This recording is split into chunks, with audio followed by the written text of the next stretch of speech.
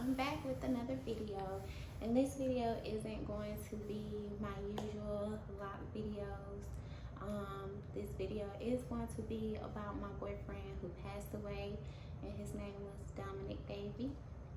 I do have my book here because I wanted to have kind of at least a little bit of structure with the video. I didn't want to just be rambling, so stay tuned if you want to watch the rest of the video. Disclaimer, before we get started, this video is not to make anyone feel bad or to make anyone feel any type of, I guess, like sympathy. Like, I'm not looking for sympathy. This video is made because his passing away was very public, and due to the circumstances, of course, it had to be kind of public.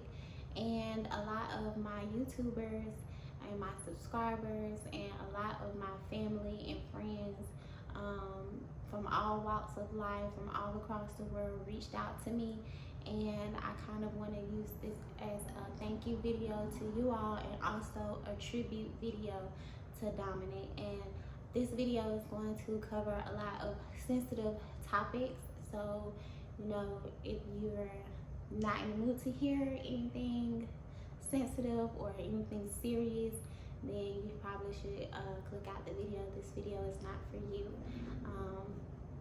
So moving along, I want to talk about who he was. His name is Dominic Michael Davy, and he was 30 years old. He had just turned 30 April 5th, 2020, and he was just, I don't know, like, he was just such a light. Like, he's one of those people who, like, made everybody laugh. Like, he's the life of the party. Like, he's one of those people, like, if you go somewhere and you see him there, you like that, like, I'm gonna have a good time. Like, I want to sit next to him because he gonna keep me laughing. Like, that's the type of person he was. He had a big boisterous laugh. Like, you could hear his laugh. He has a very distinct laugh. You could hear it. You could be like a mile away, and if you hear his laugh, you know that it was him. Like, that's the type of person he was. He's a very lovable person. He was a doctoral student at Binghamton University and an adjunct professor there. He was an activist, like, and when I say activist, like, he put in work, you know, for the things that he did on campus, within the community that we lived in. He was very intelligent, highly intelligent. To say he was a scholar is like not enough. That's the person that he was. Like, he loved to read, and like, knowing him, you wouldn't think, like, if you just seen him walking down the street, you wouldn't think that that's like who he was, because he wasn't like on this high horse. Like, he never wanted anybody to feel like, you know, oh, like, you think you're better than me. Like, that's not the type of person he was. He was a very down to earth. He was a sneakerhead, OD sneakerhead. Oh my God, like, he was a sneakerhead, like, to the 1000%. And he did not care if me and all of his friends thought whatever shoes that he wanted that was coming out was ugly, he was gonna get them. It's been plenty of ugly shoes that I bought him that I thought was hideous, but because he wanted them, you know, I gifted him those things for like holidays and birthdays, and sometimes just because, stuff like that. We did a lot of gift giving to each other. That's one of the ways we kind of show our affection. But he was a father, the best father anyone could ask for. A lot of you already know I had a son prior to meeting Dominic, and actually when we met, he didn't want to have kids, and he felt like this because he felt like the life that he wanted to live a life of activism and scholarship and stuff like that, and he felt like his life would be too busy and taken away from being a father. So that's why he did not want to have children. And then when he met my son, he fell in love with my son, and he treated my son like his own. I believe that a lot of people in the community, and probably still today, that met us afterwards thought that that was my son's dad, but no, my son's dad is actually very active in his life, but he was a great mama's dad, and he would always tell everybody, I got two daddies. That's what he would say. It was cute. And he loved our son to pieces. When we found out I was pregnant, we was not actively trying, I would say that, but we were both really excited. You know, it was his first biological child, so his first time going through the pregnancy process and the birthing process, and it was just really amazing. And that's another way, like, I kind of even fell in love with him more, is when I had our second son, because he was just like, he was on it from the time that my water broke to, like, he was just on it. He was on it. I actually had to have an emergency C-section, and he coached me through it. He walked me through it. He talked to me the whole time. He helped me. Like, this is TMI, but oh well, this video is TMI anyway. So, like, he changed my pad. As you know, once you have a baby, you do continue to bleed for weeks afterwards. He would change it. He like didn't even make up his face. Like, he's just like, oh, I got you, babe. Because I had, you know, a C-section, and I couldn't bend and move how I needed to right after. But it didn't faze him. Like, whatever it was, he was there. He was gonna do it, and I love him so much for that, and I appreciate him so much for that. And it made me fall in love with him even more, just seeing him be that support for me, and how much he loves me, and how much he loves Sam, and how much he loves Bray. He was one of those friends that will reach out to you just because text checking up on you. He is not the only child, but he is the only child with he's his mom's only son. And so, like, if he was your friend and he felt like you was a friend to him, he treated you more so like a sibling. Like, he was very serious about his friends. He was very loving with his friends. Those was his brothers and sisters to him. So if he called you a friend, like, he was gonna be there for you and do whatever he could for you, no matter what. That's just the type of person he was. He was just that lovable, the type of person that would give you the shirt off his back, the pants, probably not the shoes, but I think we actually had a conversation about that one time before I asked him, would he give somebody the shoes off his feet? And I don't remember his answer. It was probably no, knowing him. So, but anyway, he was the most, like, amazing son. He's, of course, a mama's boy. He loved his mom, but, like, fell in love with me is because, like, he's seen how I was with my son and how much I loved my son, and it reminded him of how much he loved his mom, and, you know. So, he was an amazing professor. He was the professor that was gonna be always there for his students, like, no matter what, and no matter, like, even like when he first started, we had to have a conversation, because I'm like, listen, sir, we're not gonna be replying to students at 3 o'clock in the morning. Like, sorry, students, but we have 2 kids, and we're both working and in a school, so y'all are gonna, you know, you should have asked, and you should have started doing your work beforehand. I'm sorry, that's just the person that I am, but whatever. But anyway, we eventually got it together, and we kind of, like, you know, rode with the punches, and he kind of, like, set a time where it was like his cutoff, and, you know, he would stop replying to stuff unless it was, you know, where if it was an emergency, then it really wouldn't be, you know, he wouldn't really be answering it then anyway. So, but anyway, so how we met in the Army, at my first duty station. We were both stationed at Fort Drum. We were both active duty. We were in the same unit, and that's pretty much how we met. Yeah, we kind of just, like, connected instantly, and it took off from there. the big question that I know everyone always have been asking me is how he passed away. And that's also another reason why I wanted to make the video, because it's a very sensitive but very serious and very much not so talked about topic. Usually when people ask me in person, I usually just say I don't know, or like I haven't heard anything, or I just kind of ignore them completely, because one, I wasn't ready to talk about it. I'm still processing it. I'm still processing the grief behind it, and it's also that stigma surrounding how he passed away. He actually committed suicide, and I feel like it's one of those things where when I have opened up to people and I kind of told them what happened, they be like, oh, I just don't believe that, or he just don't seem like this type of person.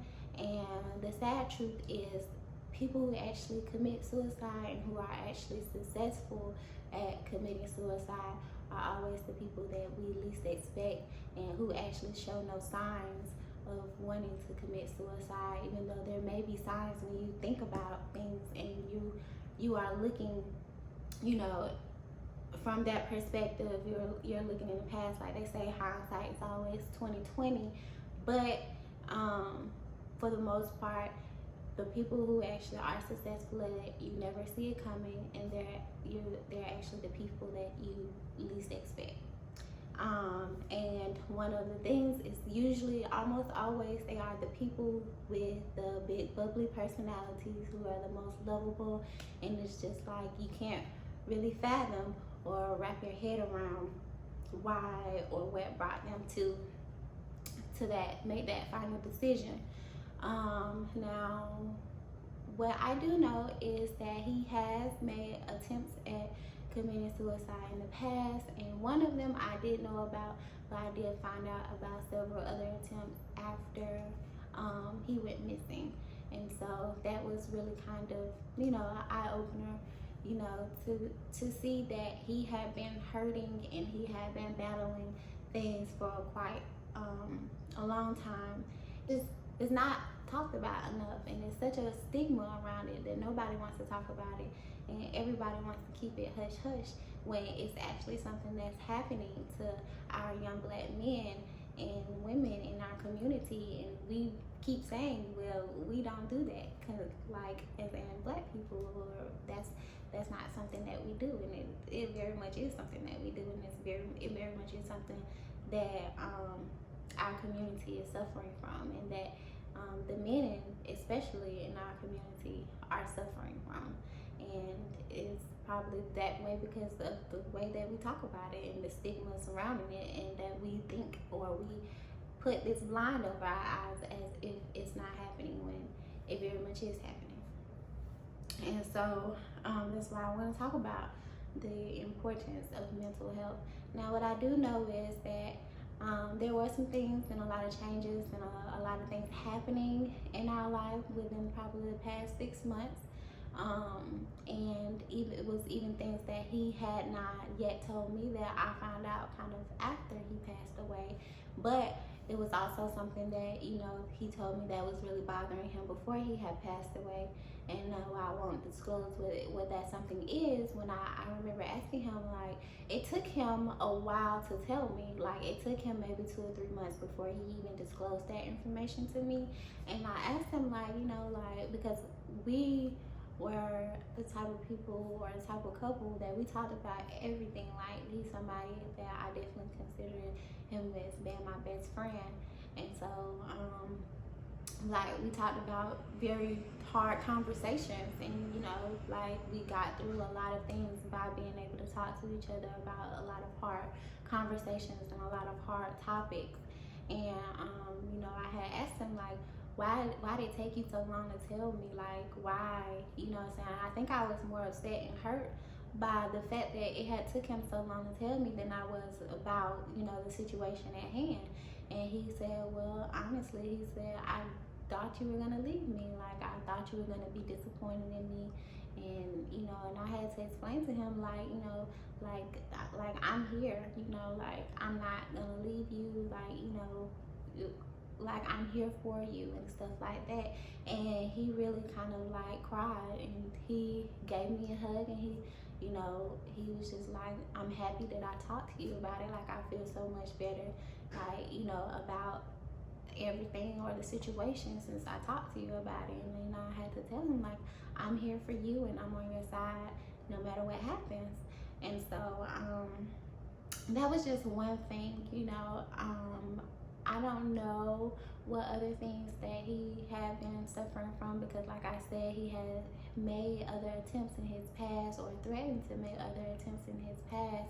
And I don't even know if maybe he was suffering from something that he wasn't even aware of, or you know, he was going through something that he really couldn't grasp or wrap his mind around as well.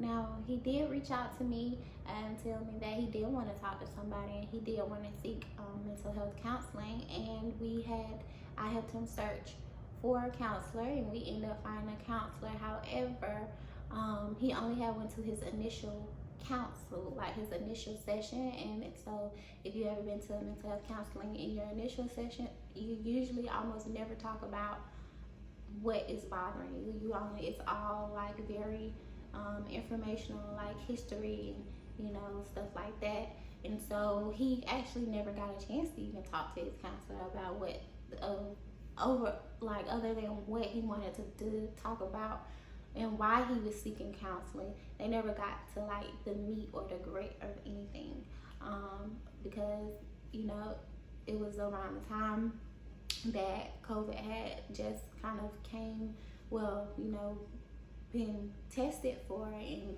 we had confirmed cases, and we lived in New York, and as you know, New York was the first state to kind of shut down. So, well, you know, one of the first states to kind of shut down completely. And during that time, his appointment was actually canceled. His second appointment was canceled, and he we really didn't even talk about it after that. You know, we did have our argument, because like I said, his birthday was April 5th, and we celebrated his birthday, and I could tell that he was kind of upset that week leading up to his birthday. And you know, so I tried to do everything that I could in my power to at least make it, you know, a happier birthday or a happier time. But he's a very social person. He's a very social being. We had been in quarantine for a month by the time that his birthday came. And I knew that it was kind of taking a toll on him, but I guess I didn't know to what extent, you know. And like I said, hindsight is always 2020. And so I tried to, you know, have like a big kid's birthday party with him and the kids, and I got him all the things that he said that he wanted, that he, you know, like, because we always would be like, oh babe, look at this, like, you know, and showing each other what we like and stuff like that. So I always had like this running list in my notes of like things that he wanted. So I picked several things off that list to get him, like, that I knew he wanted the most, like, to try and just make it, you know, a better birthday. And unfortunately, you know, we had several days that went by, a couple of days, not really several, but anyways, a few days went by, and I kind of seen like he was kind of almost like really reserved. Like the next day after his birthday, he kind of like, we didn't really talk a lot, but like I said, it's not like super duper unusual or anything, because we both were in school, we both were working, like I said, we had 2 young children, and so sometimes like we're kind of working around each other to get things done, especially since we were both at home and trying to get things done. You know, it was like, okay babe, can you watch them while I do this, can you watch them while I do that. Now I do know that we did have an argument the day after, so his birthday's 5th, 6th, 7th. We had an argument on the 7th, and we ended up making up on the 9th. And you know, we was talking and laughing, and he was being his usual funny self again. and we have a group chat with like me, my aunt, and my cousin, and like we was sending each other, like we was talking about my aunt's boyfriend at the time, and we were sending each other like emojis and pictures and stuff, like just being funny memes and stuff like that. And what else? He had asked me if I still wanted to marry him, and I told him yes. And then he was like, really? He was like, well, do you want to have more kids with me? And I was like, yeah, we could try for a girl. We wanted to name our little girl Zoe. Since we had 2 boys, he wanted a little girl.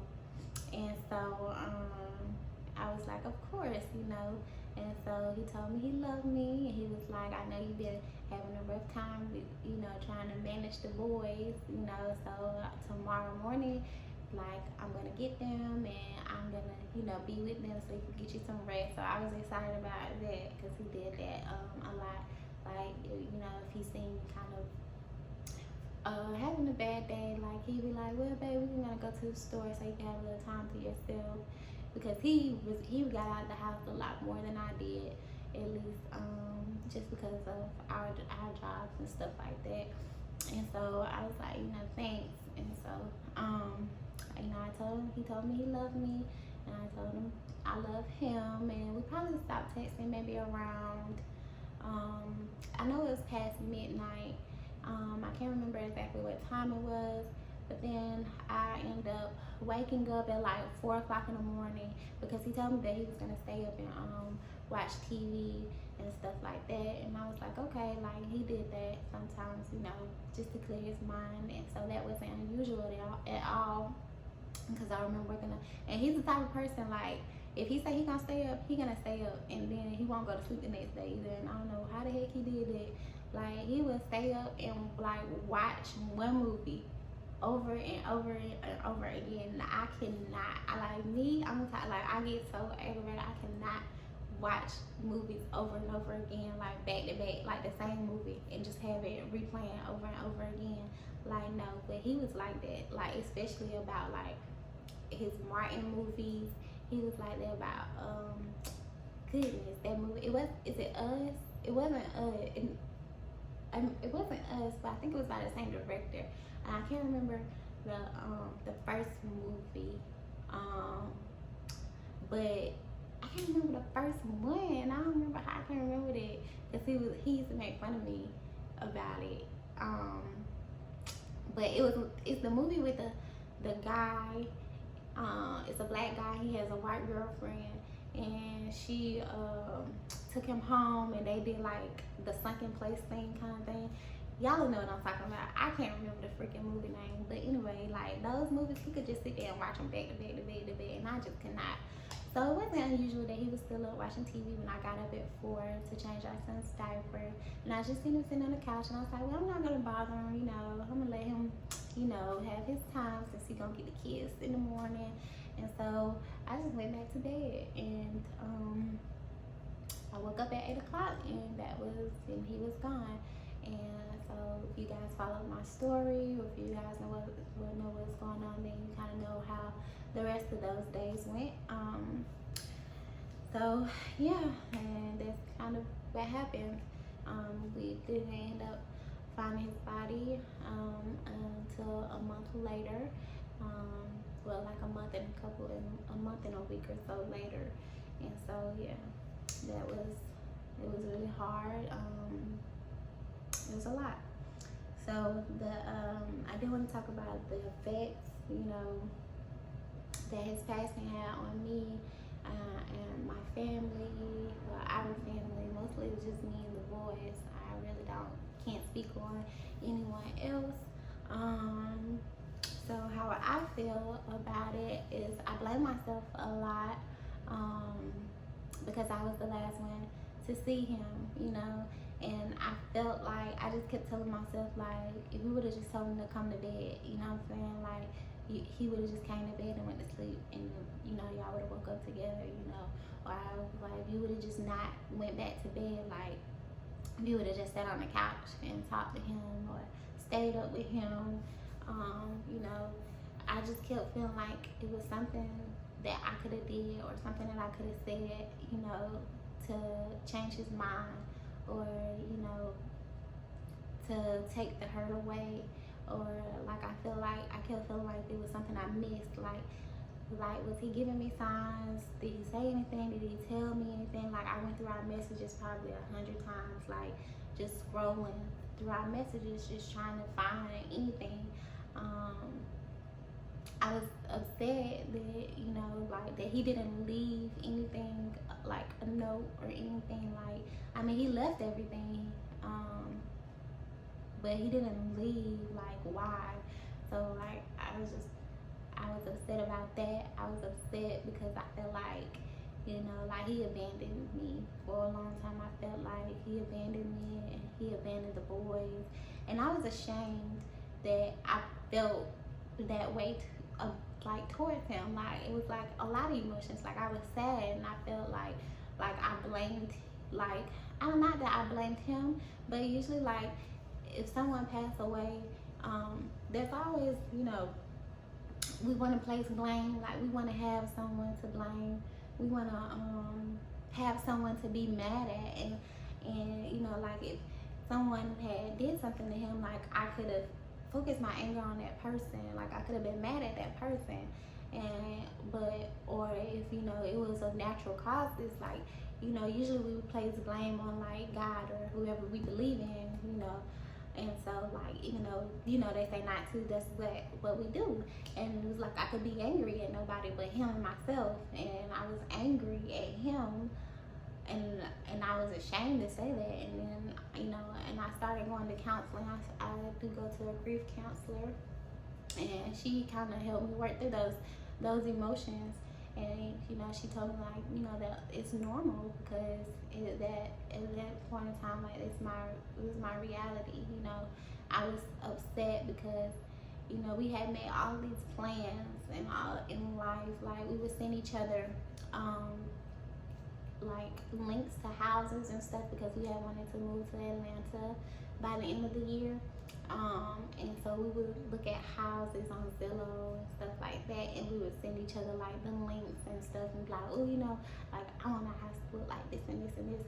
And then here I was, all of a sudden at 25, and I was having to make, you know, arrangements about, you know, death arrangements about his body and what to do next. And, you know, I was having to make all of these decisions that I never thought I would have to make at 25.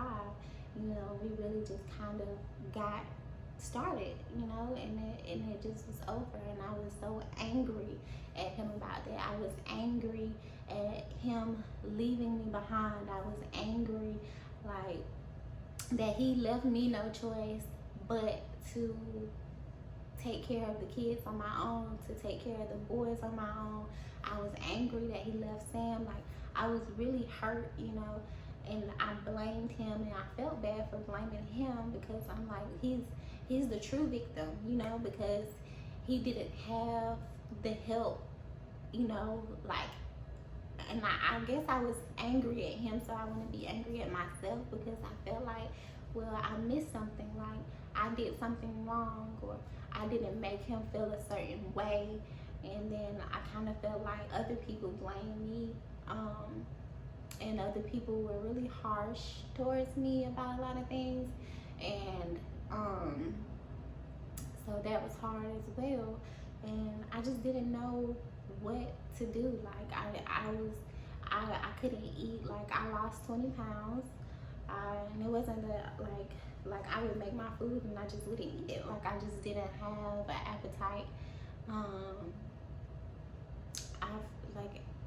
It's really, like, I feel like a piece of me is missing, you know. Like he was literally my best friend, like my best friend. Like when I say my best friend, like that was my best friend, because he loved me whole. Like he didn't love me because of what I looked like. He didn't love me, you know, because I, you know, for any of those like stupid reasons, or like things that doesn't matter. Like he loved me as a whole person, like, you know. And I don't know like a better way to describe that. Like he loved me. Like, he loved everything about me, all my flaws. He loved me, and that's hard, you know, to find someone that genuinely loves you. And so, for a long time, I was mad, and I I couldn't get over not being mad, you know. And for a long time, I was in disbelief because um, I didn't get a chance to see his body. And for me, that's like a final thing when someone passed away, is for me to see them, you know, and see that they aren't alive anymore. So my mind to know that like this is real. But because he, you know, he had been in the water for so long, they recommended that no one saw him like that. And I kept asking them, like, I just want to see him. Like, I don't care, I just want to see him. And they're just like, we don't recommend you seeing him like that. And so, like, for a long time, that haunted me. Like, you know, what did he look like, or what was his last thoughts, or did he regret it? Like, and to this day, that kind of still bothers me. Like, what if he had changed his mind at the last minute because he didn't know how to swim? And it's just like, you know, what if he tried to turn around? Like, I never know those things. I never have that closure. And it's hard to find closure within yourself if you can never talk to that person, you know, or if you need to talk to the person that you're seeking closure from. And I was just upset that he left me with all of these questions and all of these responsibilities and no answers, and he was the person that I would come to answer everything. Like, any question in the world that I had, like, he was there. Even if he, you know, didn't have an answer, he was there to listen. He was there to help me through it. And here I was, and I didn't have that, you know, and that was hard to even cope with that. Like, you know, so that's kind of how I felt about it. Coping, I feel like I'm still coping. I feel like coping will be an ongoing thing for the rest of my life. Because again, I didn't just lose, you know, my boyfriend. Like, I lost somebody who I planned the rest of my life with. I lost somebody who was my best friend. I lost somebody who, even if like our relationship wouldn't have worked out, I feel like we would have still been best friends. You know what I'm saying? I lost, you know, the father of my child. Like, so it's just like on so many levels, like I lost so much. And so it was really, really hard for me to cope.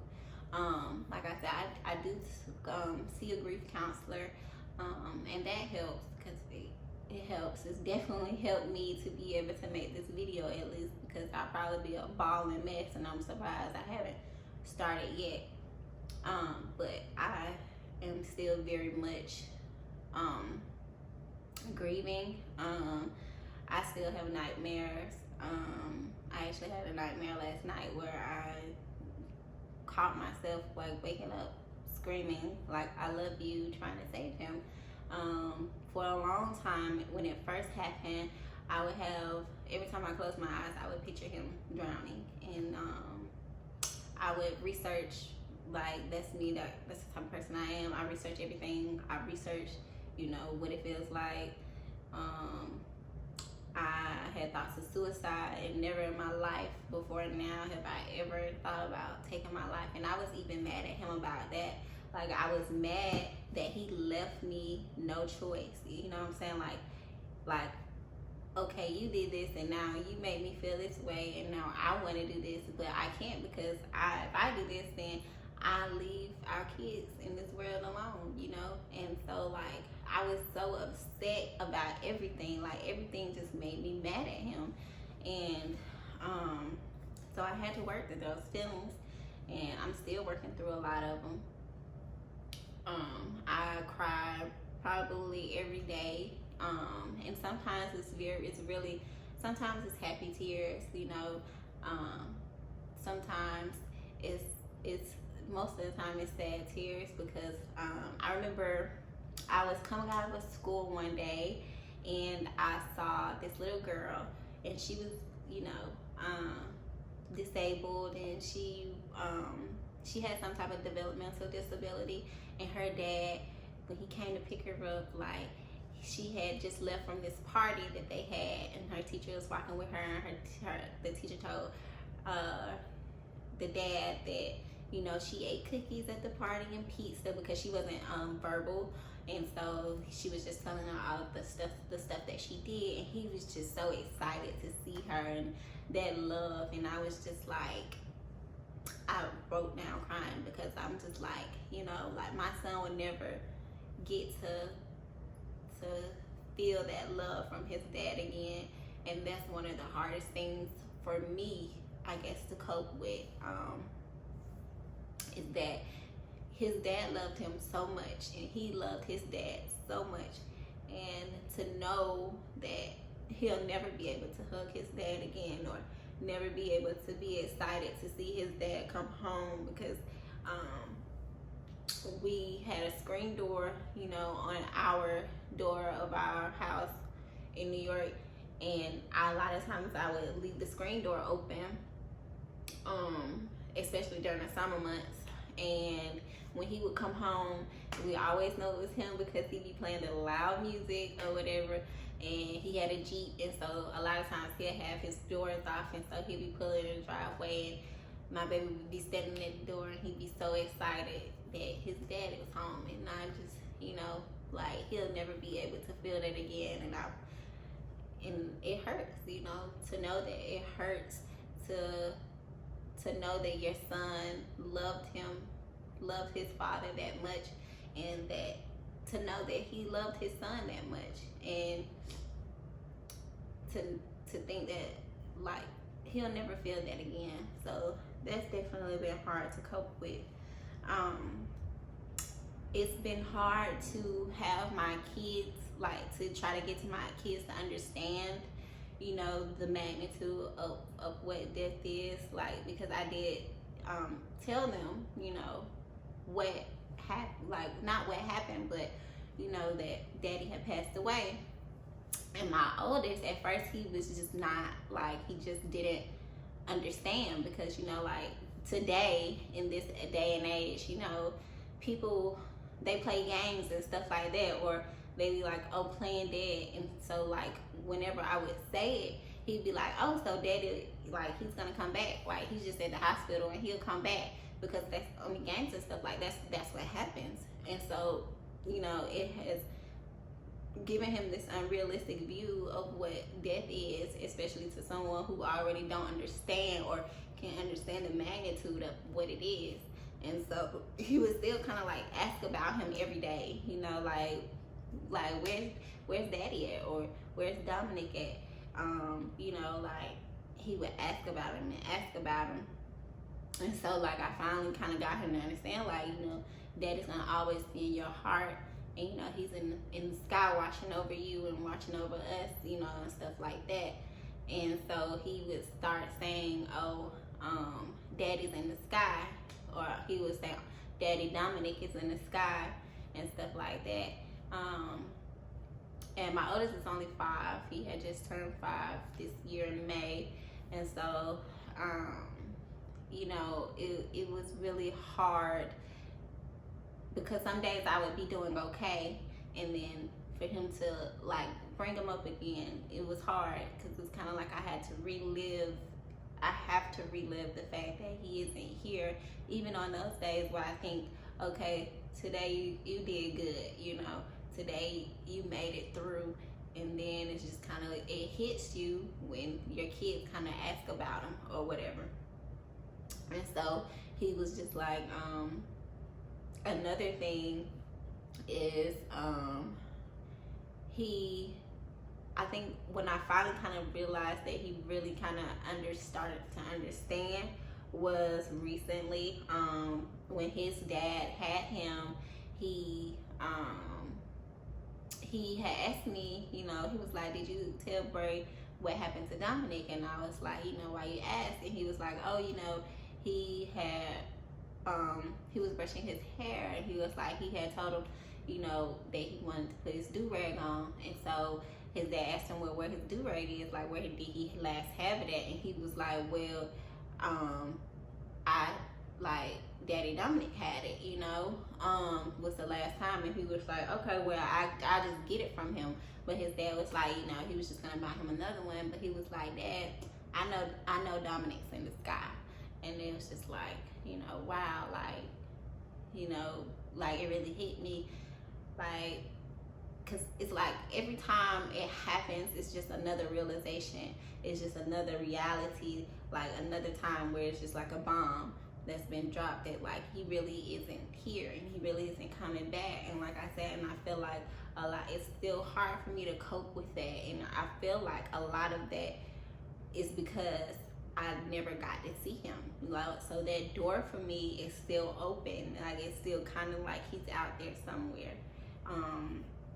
And so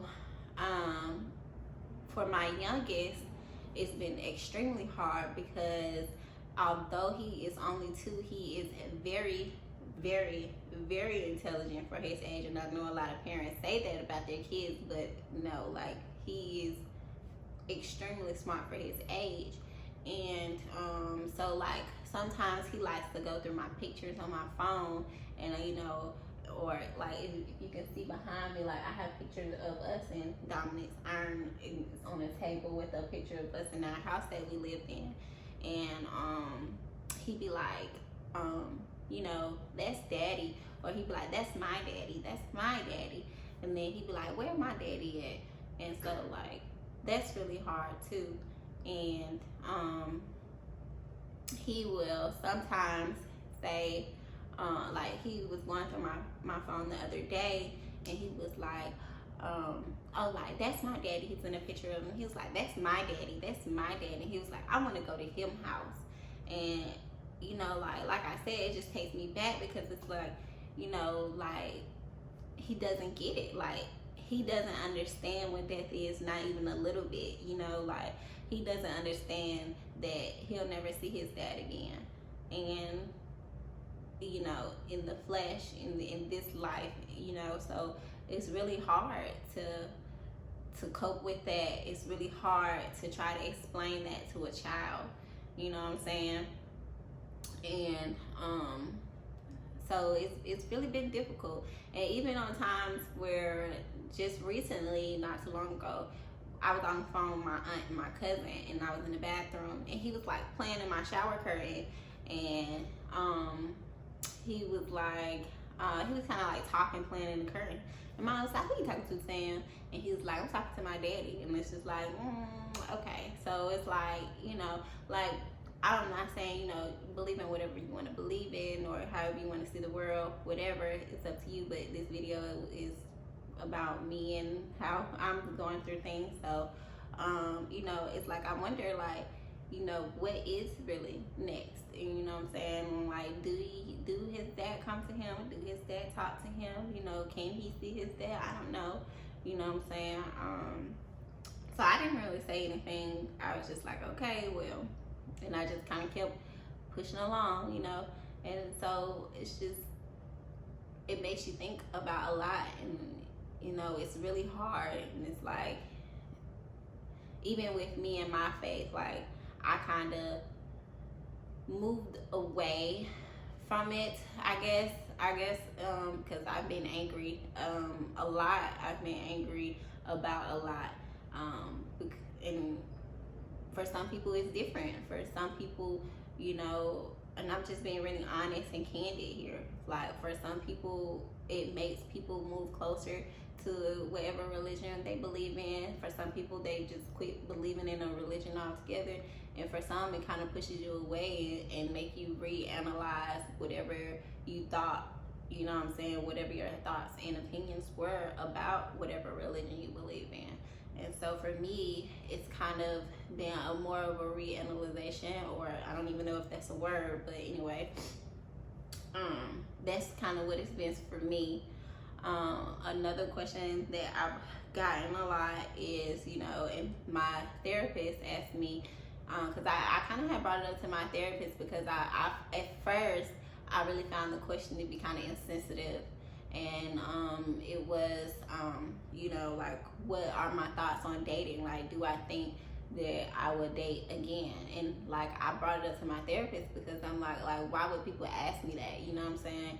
And she was like, well, you know, you're young, you know what I'm saying? You're attractive, and you know, you have a good head on your shoulders. So she was like, you know, a lot of my clients come in and they say the same thing to me, but you know, she was like, and a lot of them do find happiness again, and they invite me to their weddings and stuff like that.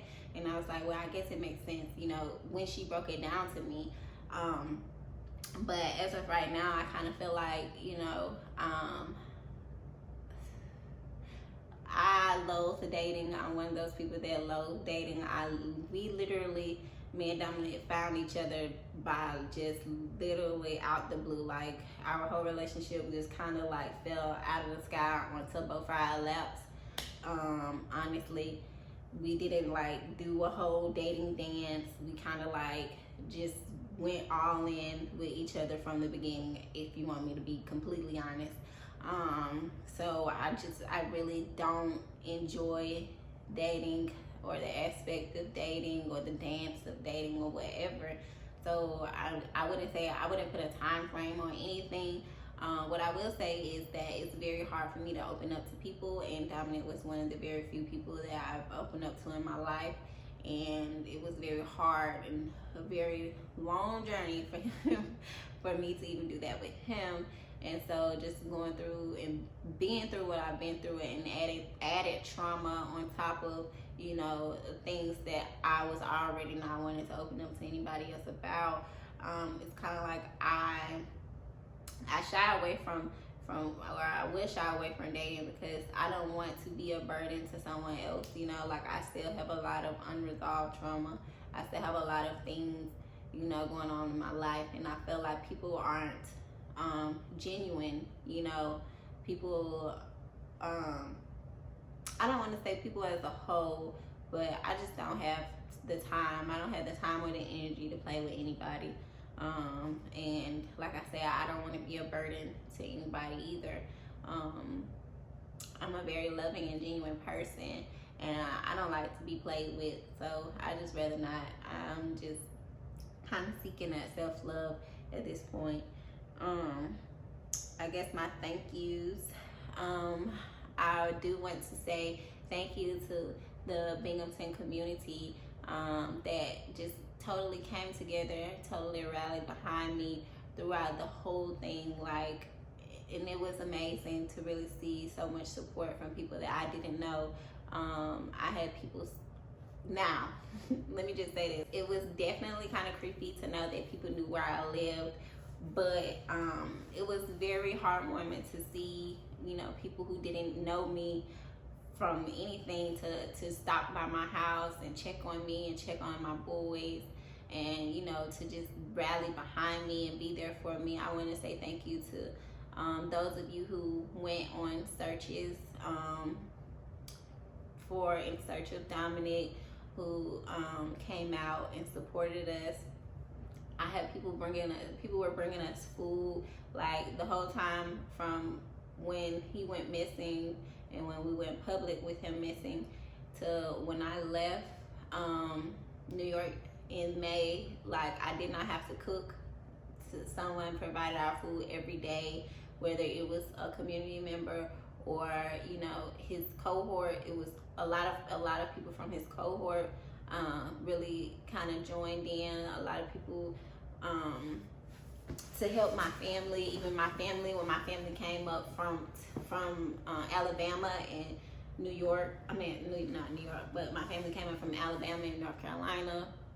Like, they was just like, well, just let us know how many people are in the house, basically. Like, I did not have to worry about food, even though I wasn't eating it. I'm sorry, I apologize, but I appreciate it. My children ate and my family ate, and that meant the world to me. For that to be just one less thing to have to worry about on our plates during that time. I also want to thank my family and my friends. I want to thank his friends that was really there for me. One of his friends came up from New York and she stayed at our house, and she helped me. She kept the kids. She helped me plan everything. She did searches. Like, she literally did everything. She talked to people for me. Like, it was great. And another set of his friends, like, even when we were moving, you know, they were there for us day in and day out. They let us stay in their house after we had moved out of ours, or while we was moving out of ours.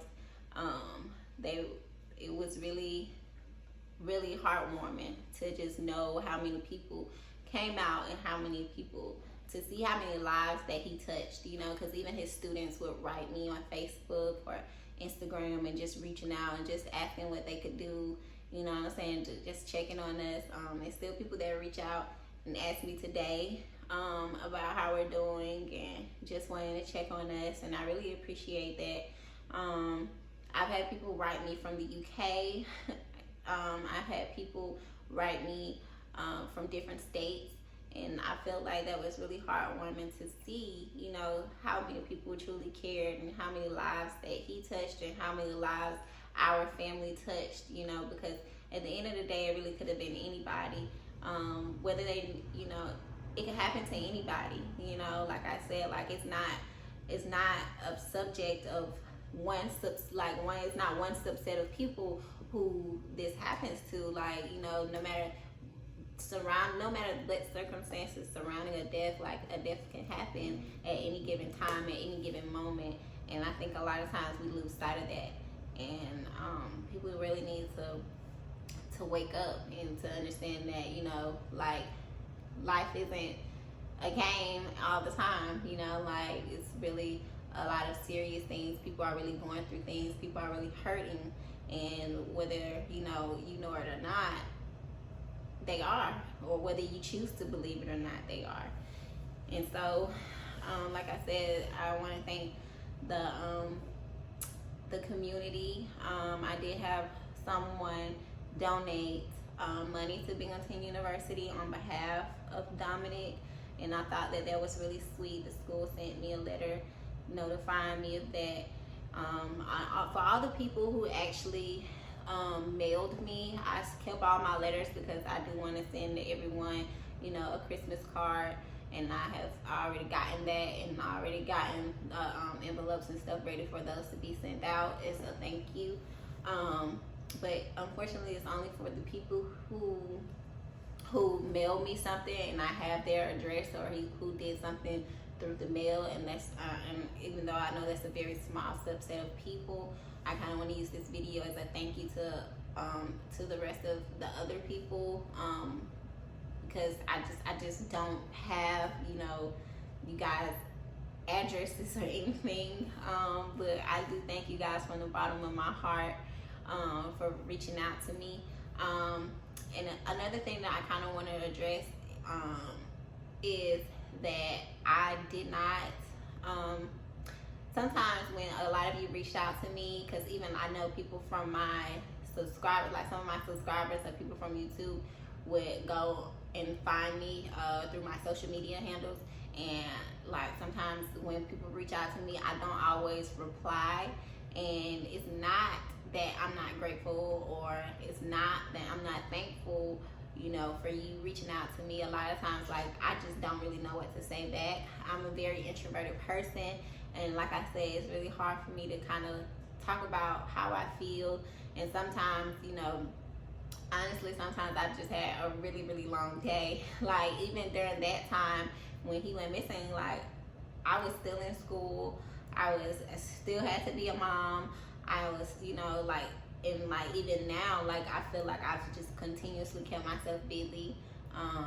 Like, so now sometimes when I get off work, and it's like I don't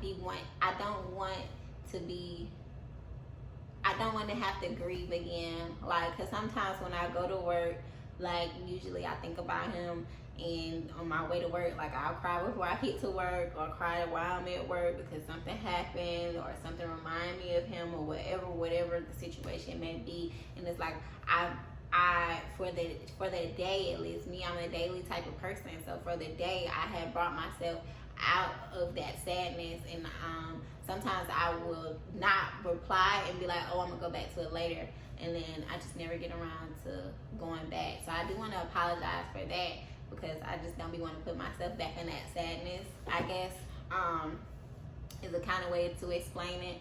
But I really appreciate it, and it really warms my heart to see, you know, that people actually care, because like I said, it's a very serious subject, and I do think that it should be talked about, and I don't think that it should be shied away from or covered up. Now, what I will ask is people stop asking me, you know, and put me on the spot, but hopefully this video covers that. But I don't think that it should be, you know, shied away or covered up.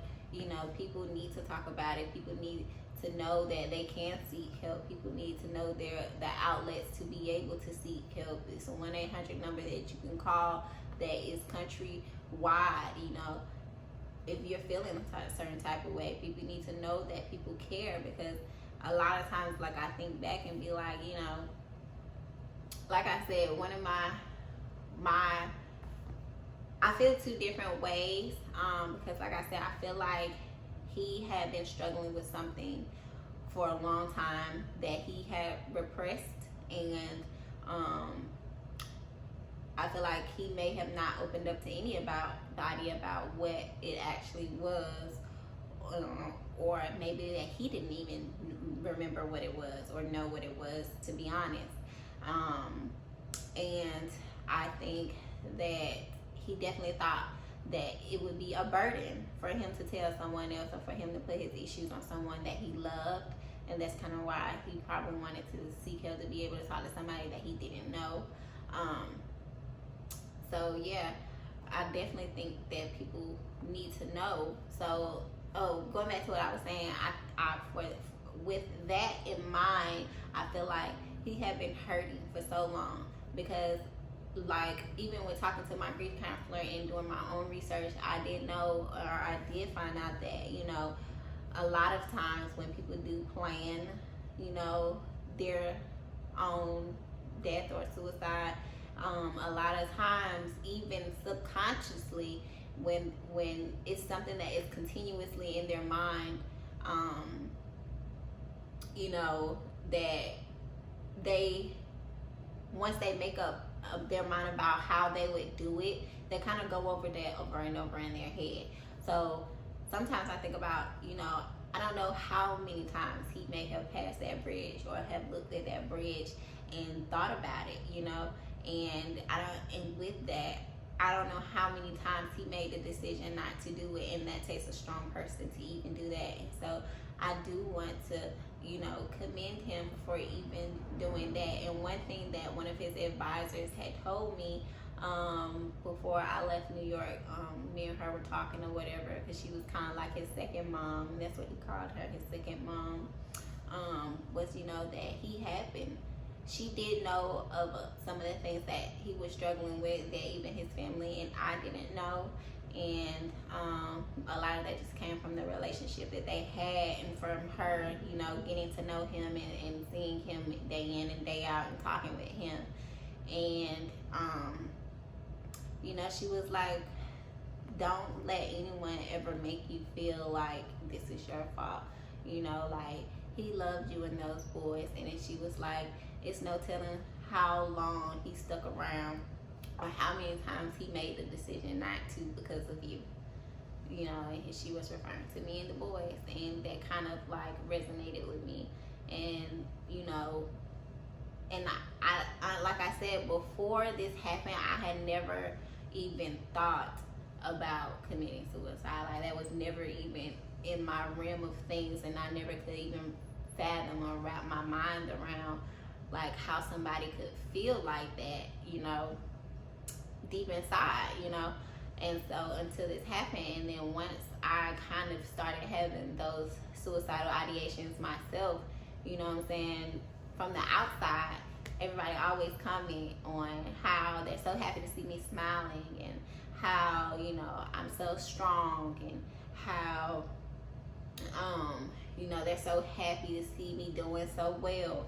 And while those things may be true, those things are also simultaneously happening while I'm drowning on the inside, you know, while I'm having those suicidal ideations, while I am in a depressed state, while I could have just took that picture and smiled for 3 seconds and started crying the 3 minutes after I took it. Like, so at the end of the day, like, even though we see that people are happy outwardly or displaying that outward happiness, that could very well not be what's going on with them on the inside. And I think we have to realize that and come to that realization, you know, like, just because someone says they're okay doesn't mean they're okay.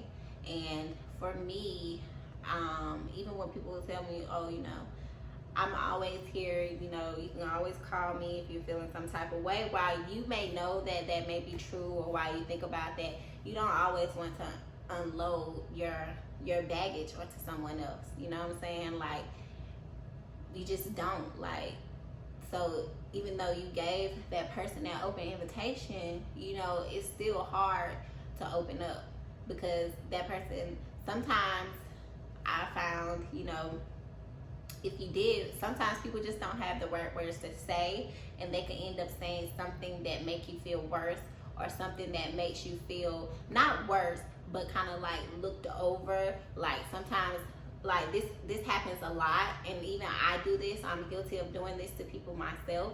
Sometimes people can kind of be like, oh, you know, I'm going through this and this and this and this is happening in my life, and then you be like, well, you know, you're strong, like, you'll get through it. Like, and it's like, yeah, okay, but, you know, like, I'm hurting right now. Like, I don't know what to do right now. And, like, a lot of times that isn't helpful advice. That's kind of like overlooking the hurt, if you know what I'm saying. Like, just telling someone that they'll get through it, or that they're strong. You know, that's not always enough, especially if that person is kind of at a breaking point. You know what I'm saying? And so we have to kind of be there.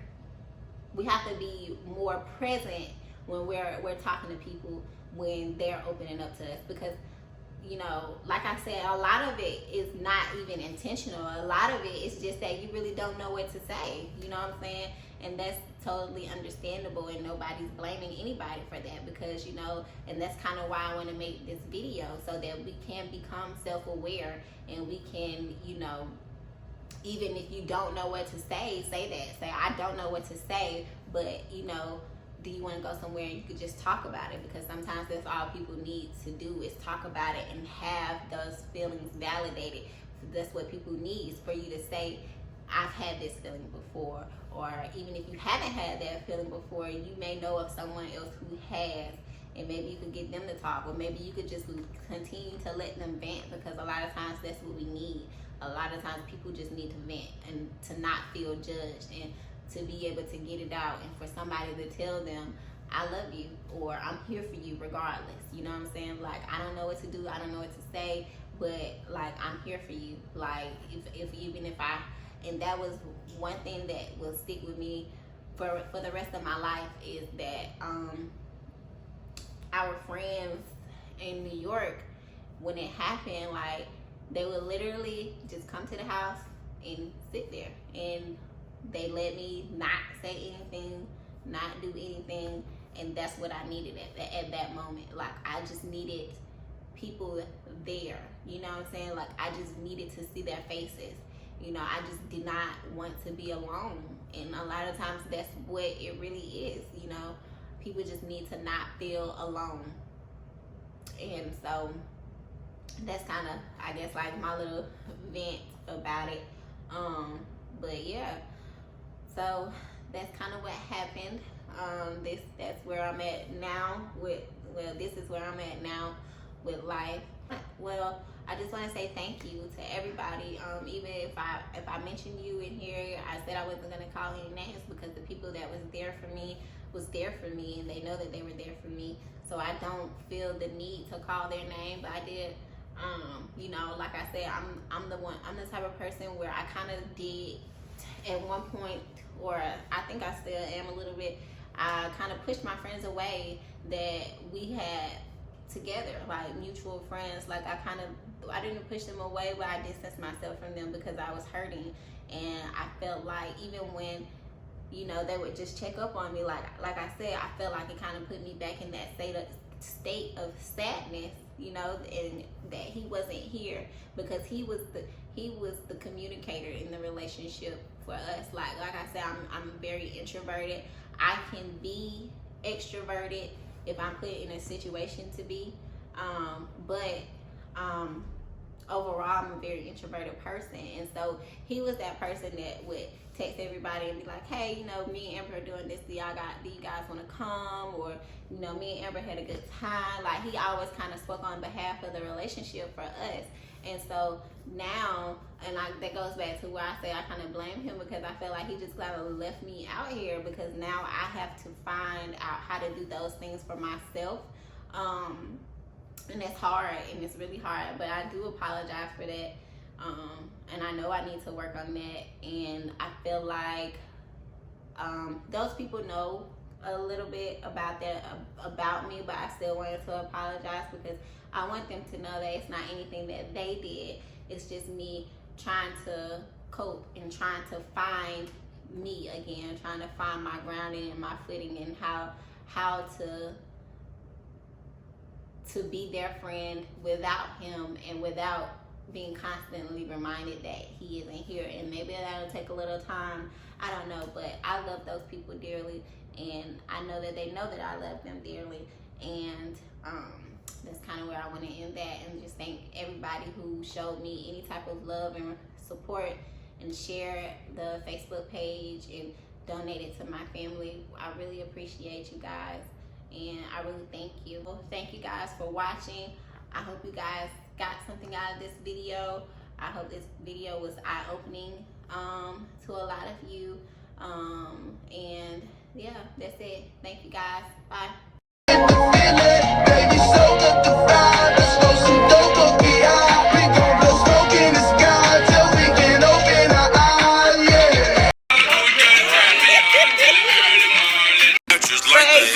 Really good shit that I should have done. You know that one song, 32 flavors of that.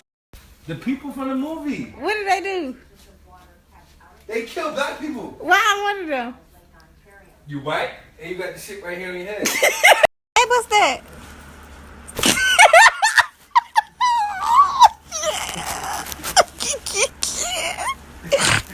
Birthday, happy birthday to ya. Happy birthday, happy.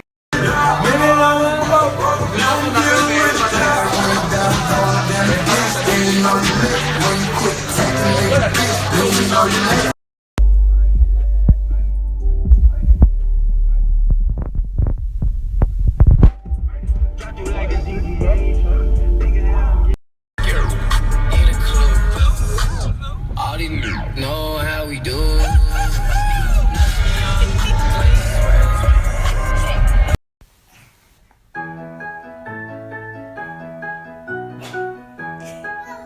I see, baby. Let's drive. Was it fun? Okay, hold on. Let me wash my hands like a picture.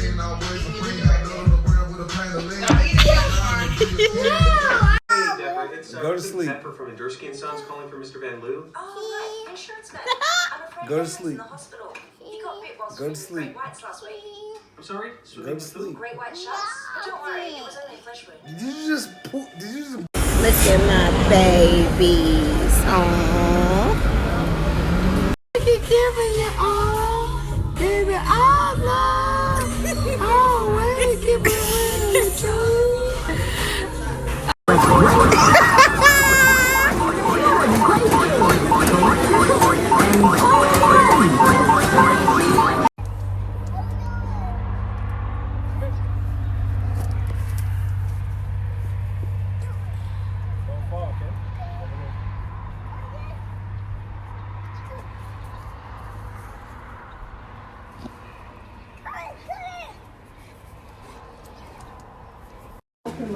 My baby is so content.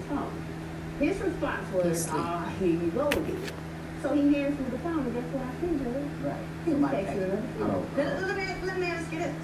You say your dream told you to tell it, ask him about it. It showed me. It showed you, So and I then you was- asked him. But when you asked him, he said, here we go.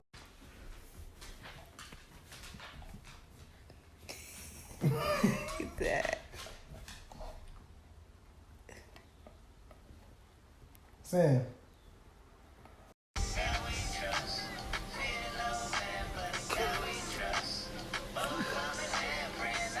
You so annoying, babe. You got it, babe. Shut up. We moving, aren't we? Oh my.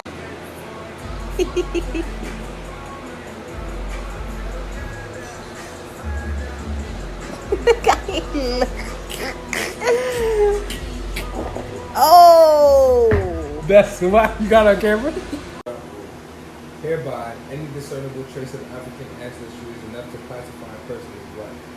One contemporary example would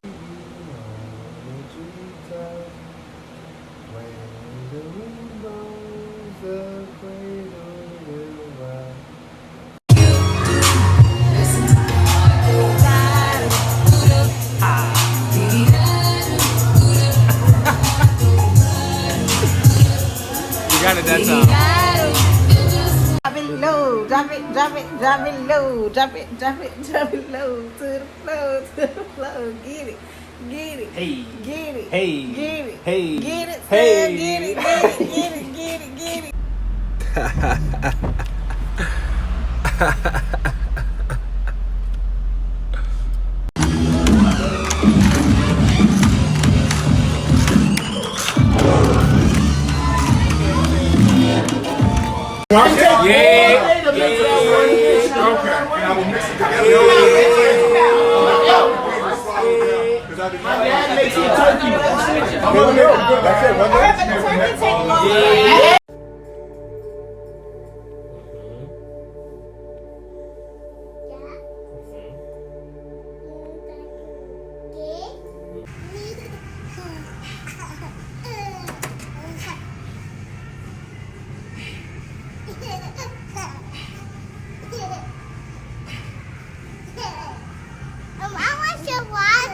Okay.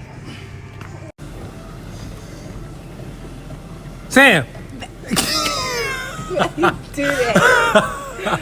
No excuses out here, you know what I'm saying? Say what's up, Ray.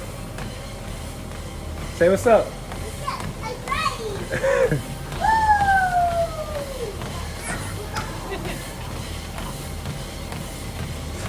Trials. Take one. See, we're good at this speed right here. But we gotta turn things up a notch, because, you know, you've been there, done that. That's good. So, I think this is the speed where things get a little hectic. All right. We're gonna turn it up a notch. Come on.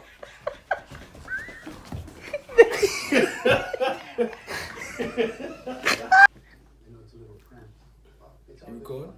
Yeah. Look, here my boy.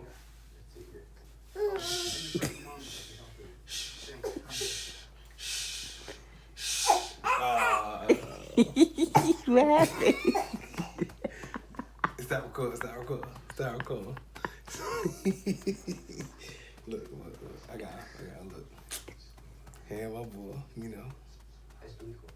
Sipping, chilling.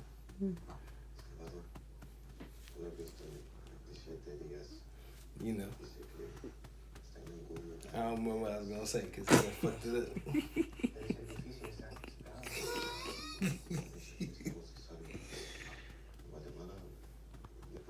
I fucked it up. Why you still recording? It's over now. Trilly bitches call me Chulo when I'm pulling up in that two dog diamonds different color. Uno, all these hundreds on me, mommy made my pocket look like sumo. I got money out the ass, I finger pop you in your culo. When I hit you with that, you know, smoke a little hookah, kick it like it's judo. Let you hit the OG, since I'm 42 though. And when we get in mode, I'ma dog it like I'm Cujo. Whoa! Heard they tryna steal away, cut it out. Spicy mommy's on the way, bust it down. So my watch, she let away, I flood it out. He's smiling. Yes, he is. There you go. Come on, Sam. There you go, man. Say my name. They call me baby.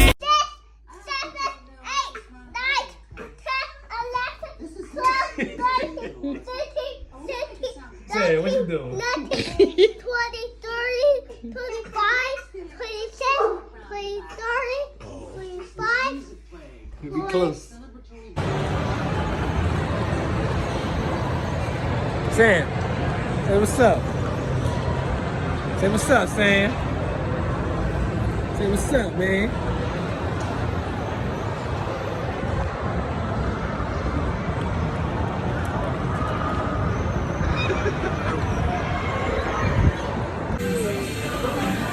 Thank you.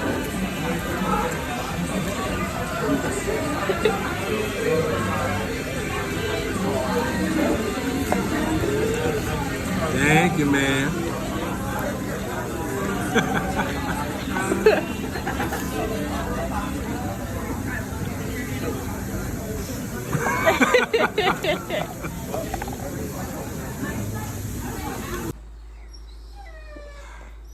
Blow it.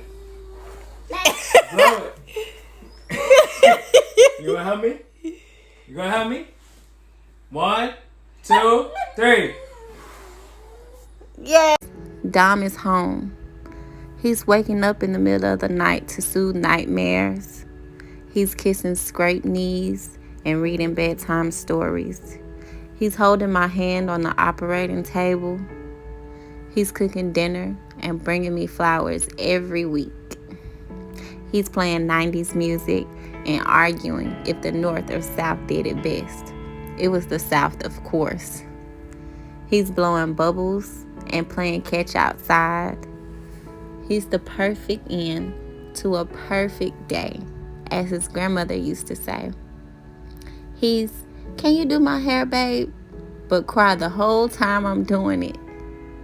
He's killing spiders and reaching things on the top shelf. He's daddy.